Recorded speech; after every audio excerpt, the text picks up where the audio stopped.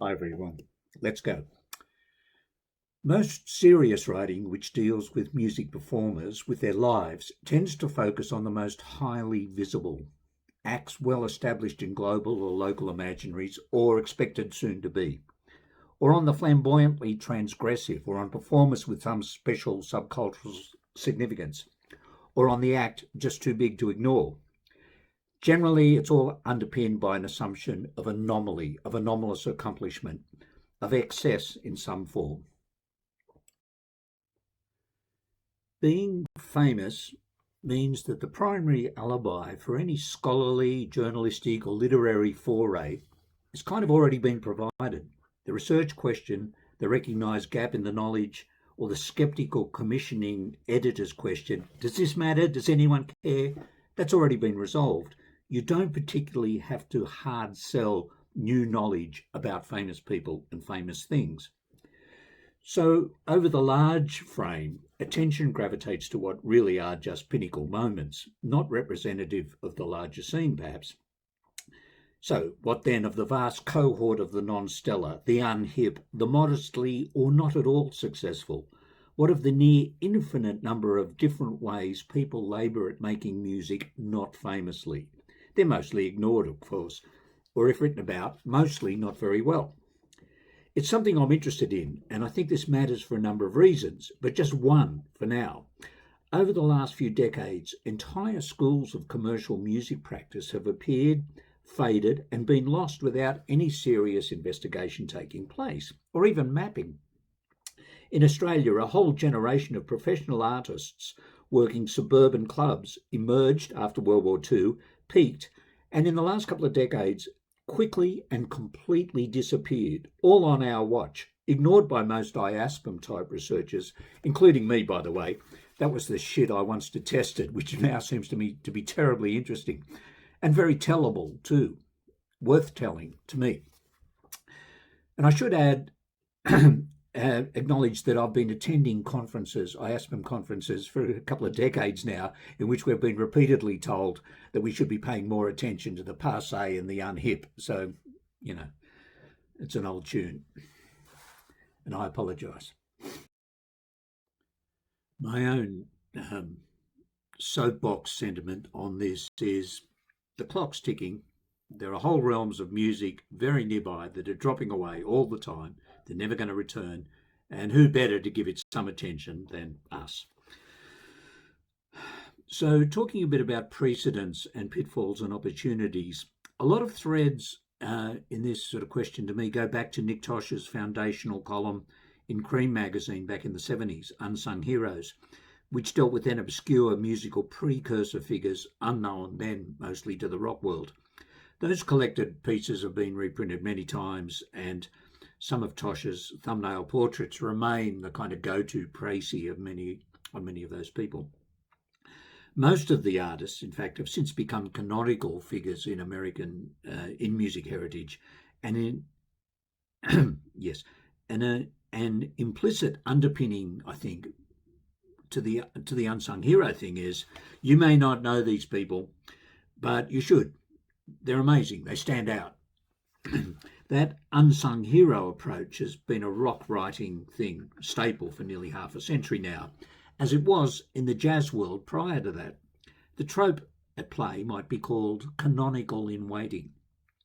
These people matter, the argument goes, but forces of race, class, gender, geography, sexual politics, bad luck, bad choices, whatever, meant they were overlooked and their work was appropriated. No denying the veracity, applicability of that narrative structure. We'll never ever run out of such wrongs to be righted in print, nor of appropriations that need to be called out. But the temptation for the writer there, or the curator, or whatever, is, I think, to over-egg the pudding, to argue that this or that overlooked person is, or scene, or movement is of greater importance than they actually are. That revisionist rehabilitating impulse actually, to me, also tacitly reinstates those hierarchies of artistic excellence, the old sort of Kantian aesthetics that we mostly eschew these days. It challenges but ends up reinforcing the discourse of transcendent greatness. And it leaves out the authentically mediocre, such as, say, the promising career which never progressed past or maybe never even got to first base. Because the talented young woman married and had kids and kept house while hubby stayed in the business. It's a recurring but almost invisible life shape, which the historian of popular music encounters a lot. Or maybe a person lacked some degree of killer instinct or business acumen, or they were self-sabotagers, or simply couldn't be asked towing the line of professional presentation and stagecraft, or were really good some of the time, but not all the time, and not on demand. There's also that natural, maybe prodigious talent who just doesn't bother pursuing the talent. I've had these as students, I'm sure you have. So just to go through some tellings of the genuinely mediocre, arbitrarily chosen, both from the annals of fiction and non-fiction. Okay, the first go-to, of course, is Christopher Guest's film Waiting for Government, which I love, but which really gets its comic impetus from a kind of scorn of the performer's self-delusion. I think also of a particular episode of This American Life from the early 2000s called The Best Gig Ever, in which a carefully rehearsed flash mob of improv artists crashes an indie band's otherwise deserted Sunday night gig in a Manhattan bar.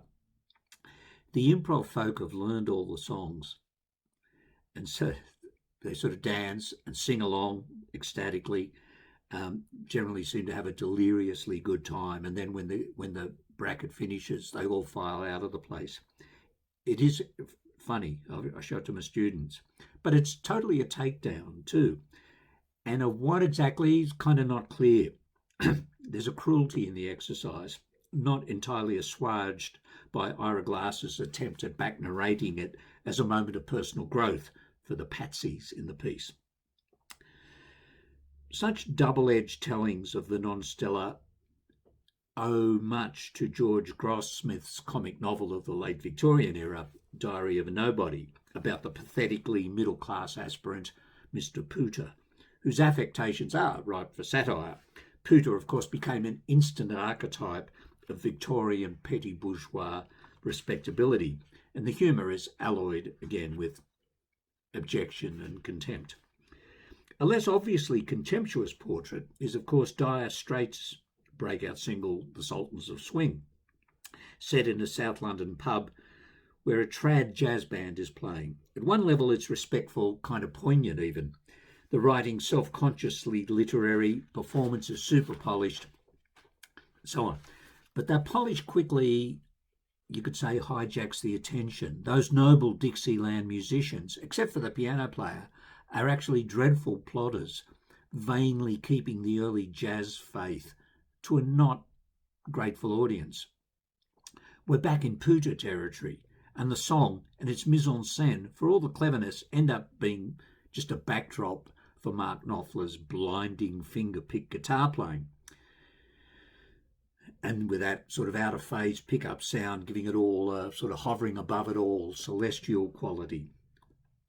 A huge record, of course, but came out right at the time when punk was clearing the decks of just that sort of Apollonian dazzle. It patronises the quotidian.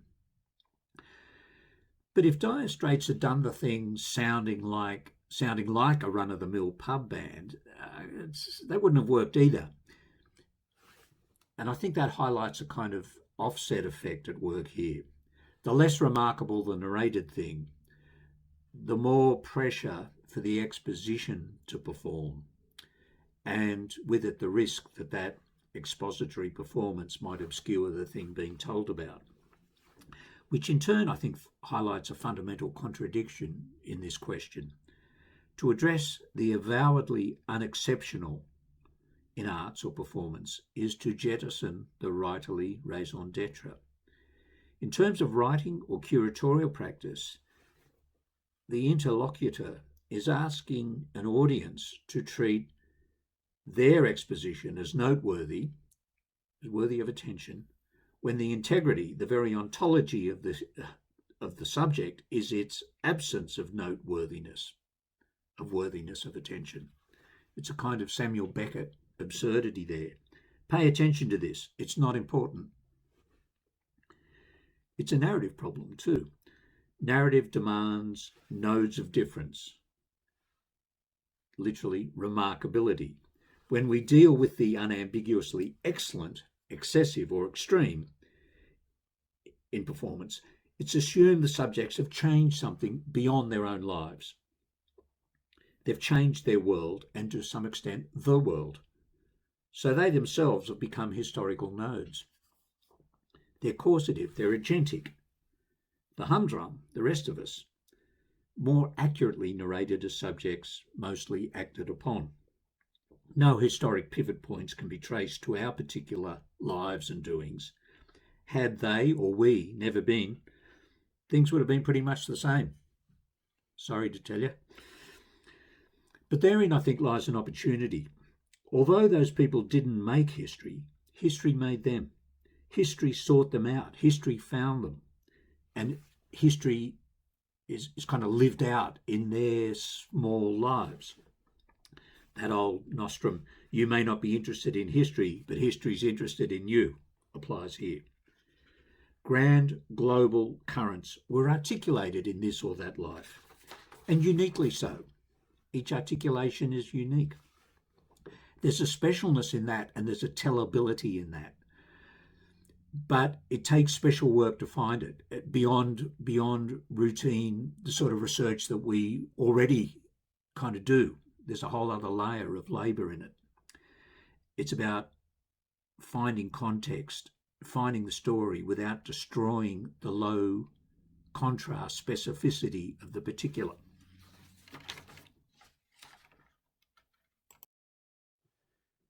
I'll just quickly mention some examples of forays that I find quite helpful or relevant to this question, kind of arbitrarily chosen. Of course, nearly all this kind of long form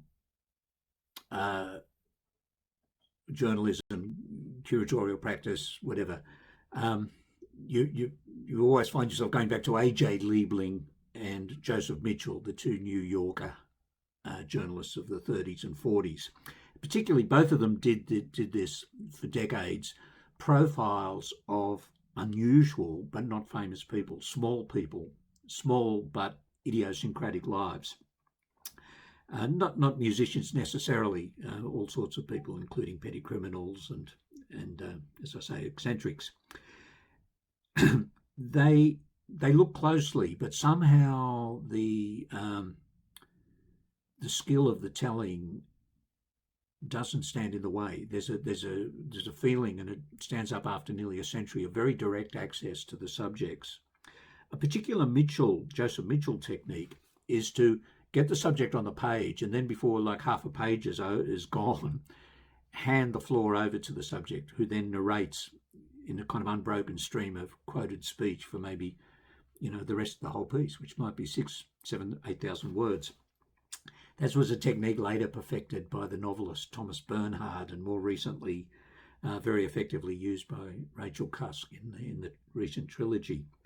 Colin Escott's Tattooed on Their Tongues, book from the 90s, I think. I see it as quite an interesting way of exploring the modestly successful.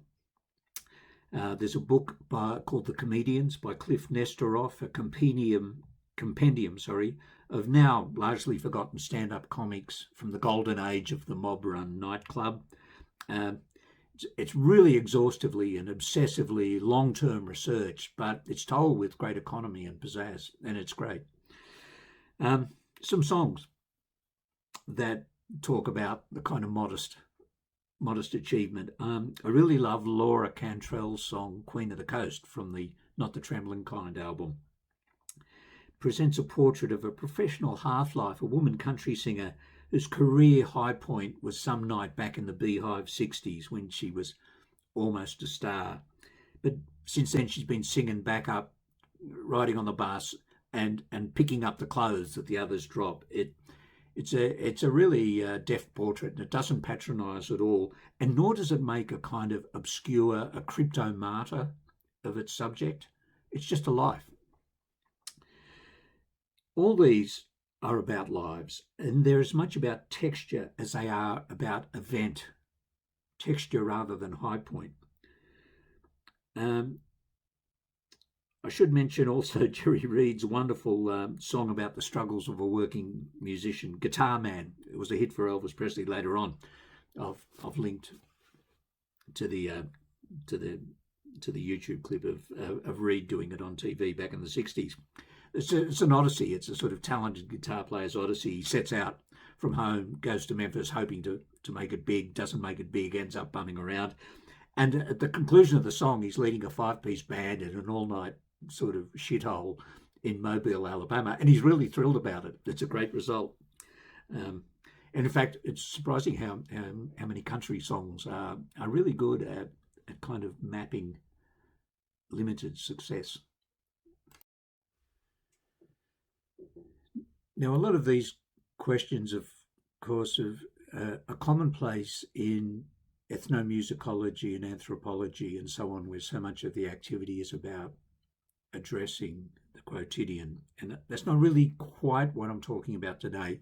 But on that topic, of course, a precedent that bears directly on what I am talking about is Alan Lomax's work and his memoir, which he describes in his memoir, Land Where the Blues Began, from the early 90s, where he tells of his early field trips to the US South, visiting prison camps and churches and, Sunday barbecues and hanging out on small town main streets, listening to buskers that everybody else was ignoring, where Lomax came to the realization that he wasn't gathering songs and verses and little bits of text the way folklorists did, but he was witnessing something in real time and capturing on tape the unfolding of a very complex ensemble of skill, affect, place, politics, and that his presence and the technology, the mic, the video camera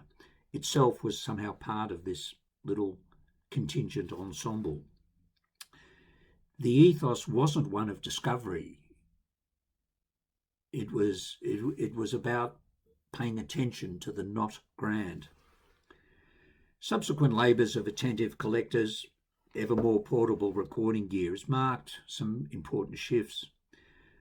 There's a move there away from big arcs, from crowning moments of rapturous approbation, the accrual of prodigious wealth and mass worship, epochal social change, to smaller lives and momentary happenings embedded in the everyday whence they come, which can in part be collapsed into the old contraries of transcendence and immanence.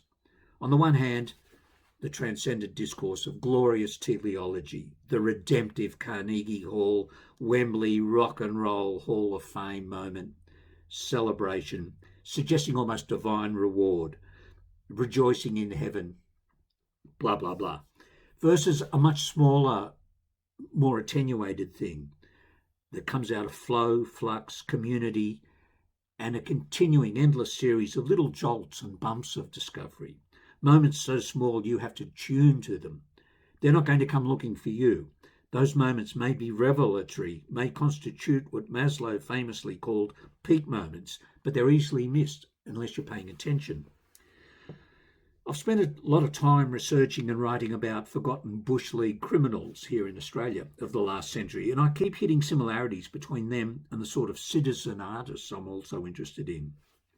There's often a local, maybe only temporary, notoriety, but they're not pooters. They stand out a bit, and they've left a teasing string of narrative fragments, vital signs in the technologies of record. Maybe a photo, an audio tape, video, film, a document, a verbatim statement. And these can afford surprisingly intimate access across time for the writer-researcher. They can easily be watched and rewatched and re-listened to, and that attentiveness on our side of the apparatus can offset the absence of fame, charisma, high wattage, star power on the other.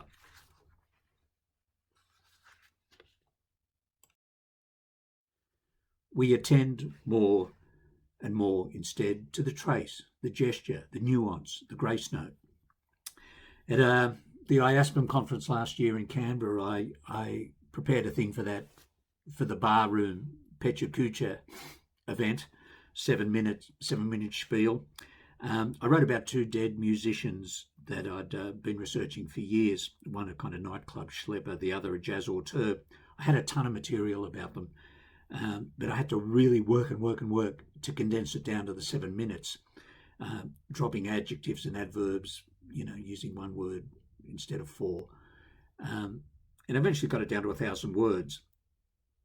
And later, I was asked to write the piece up for a literary journal, and for which I was allowed to, if I wanted to go up to 4,000 or 5,000 words. But I found that actually anything beyond 1,500 started feeling really flabby and sort of fat.